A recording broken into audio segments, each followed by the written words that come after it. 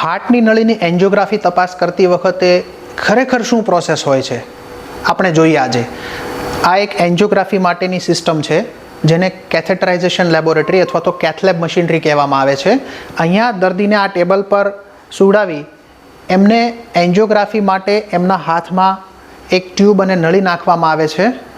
એ નાખ્યા પછી જ્યારે આપણે ડાય ઇન્જેક્ટ કરીએ, દવા નાખીએ, ત્યારે હાર્ટની નળીમાં એ દવાઓ ફેલાય છે.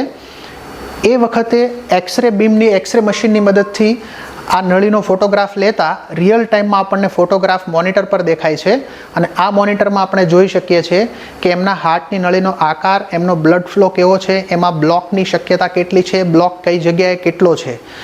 આ એક દરેક પોઝિશનની અંદર મશીન રોટેટ થવાથી આપણને જુદા જુદા એંગલથી નળીનો આકાર બતાવે છે અને મોનિટર પર આપણે 3 ડાયમેન્શનમાં બધા જ એંગલથી હાર્ટની નળીમાં રહેલા બ્લોકને તપાસીએ છીએ, એની માત્રા જાણીએ છીએ.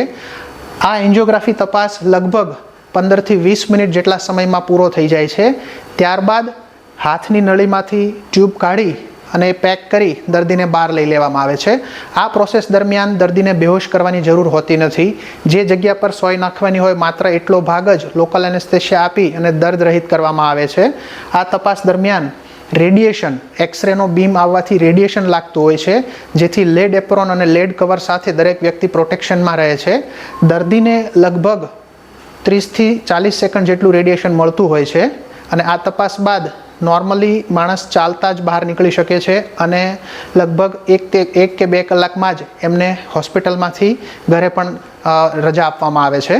તો એન્જિયોગ્રાફી ટેસ્ટ એકદમ સિમ્પલ અને શોર્ટ ટેસ્ટ અને એકદમ સેફ ટેસ્ટ આ રીતે કરવામાં આવે છે. એન્જિયોગ્રાફી બાબતે આપનો બીજો કોઈ પ્રશ્ન હોય તો અમારો સંપર્ક કરો.